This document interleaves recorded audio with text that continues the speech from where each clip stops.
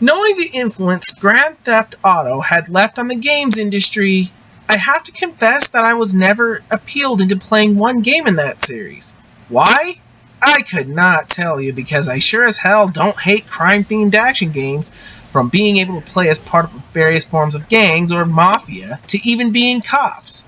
Hell, anyone who has ever watched any Simpsons episodes knows that family is far from innocent. And that would continue with a franchise I do like, Saints Row, with my personal start in the series being Saints Row 2 on the Xbox 360, as I never played the first one. But still, the sequel is what I'm talking about today, and how does it fare? Let's find out. The story of the game involves the protagonist waking up from a coma at a prison hospital and breaks free with the help of fellow inmate Carlos.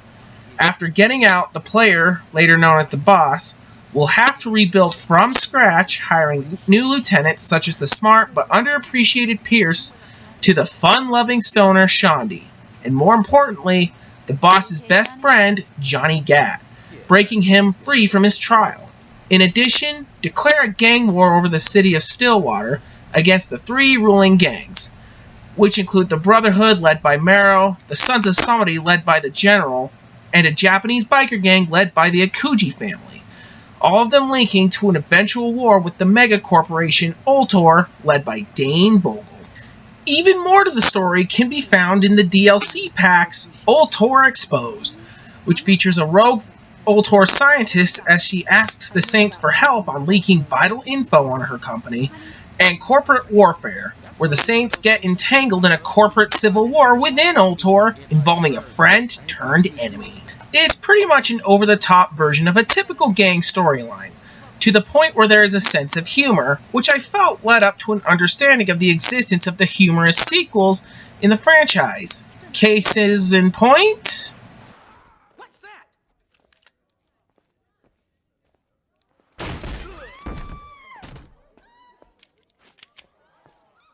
Drop it.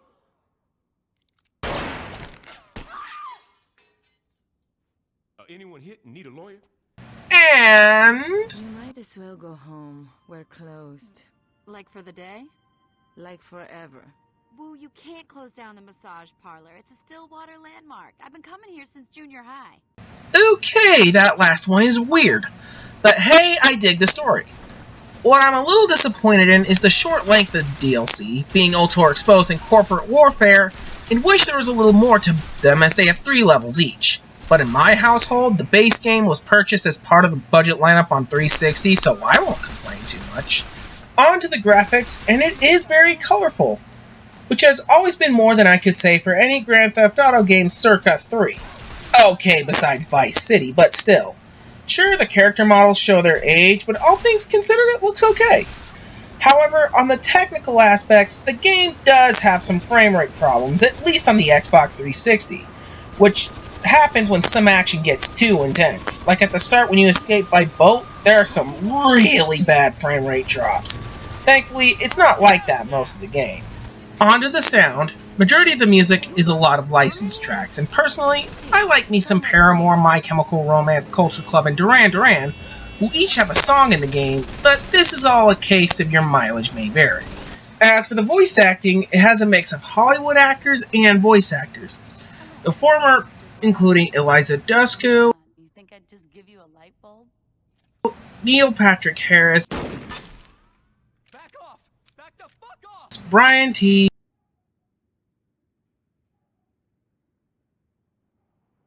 I don't take much pleasure in this. Michael Dorn, You, Marrow? That's right. Jay Moore, How come you went to the Ronin and not us? You were in a coma and we couldn't find Julius. Timing is everything. and Daniel Day Kim. I'm curious if you can keep acting like a douchebag when I shove that gavel up your ass. The latter, while a lot of them are in the background, has its prominent characters voiced by Greg Eagles, Phil Lamar, How was business today? Here's today's take. There are many singles where 50 should be. On the streets, you may be a popular DJ veteran child. But when you're in this car, you do well to remember your place. Yuri Lowenthal, Don't worry, Father. I'll fix this. and Fred Tatasquire. Look, Dex's people are on their way. If I don't get out of here soon, the Masako are gonna kill me. For the best of both worlds, you got Keith David. Shit to my hair. You pulling a gun on me? Well, I didn't have time to plant a bomb in a church, so this'll have to do. You don't know what the hell you talking about. And starting a trend with the Saints Row franchise, with the appearance of adult film entertainers Tara Patrick as herself. I know about some things Ultor wants to keep buried. Honey, I got shit to do. I don't have time for poetics. Hey, who's being poetic? I'm talking about bodies. Well, why didn't you say so? Finally, onto the gameplay, and let's get to the other main standout of Saints Row, and that is the customization. You'll not only customize the look of your character, including what voice you want, gender, race, etc., you can also choose the theme you want for your gang, making gang hideouts look nicer than the pigsty they start at.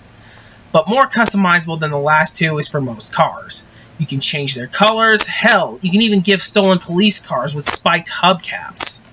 For me, I just love the character customization most of all, and I was happy that there was enough for me to make a tribute outfit to actor Chow Yun-fat and director John Woo for my character.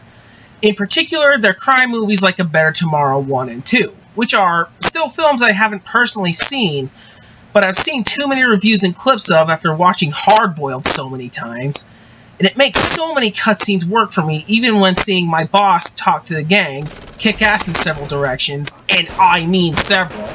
Hell, even threaten people the boss doesn't like. They all just look cooler to me in my eyes. As for the main gameplay, Saints Row 2 is an open-world crime game in vein of Grand Theft Auto, and it's pretty much your standard GTA clone for sure, with lots of things to do besides the story, like various side quests where the boss must commit to other crimes that will not only earn them more money and respect, but even more guns, upgrades such as faster health regen, and earn cheats that turn on after, like unlimited bullets. They can get pretty difficult as it progresses, to the point where there are some side quests I've never finished because of it, but the unlocks make it worth playing through them should you have the patience. That aside, at least some of the side quests are also kind of required to complete the story, which holds the game back a tiny bit, but nothing too bad as persisting through them also gets you cool stuff on the side. As for the combat, whether it's melee or firepower, it's basic, but it works. Just make sure you have the patience for the Ronin bosses. Oh, dearie me.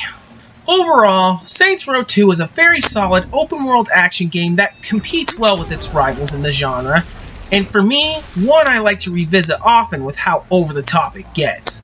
With all the extra quests, you're in for a fairly busy month.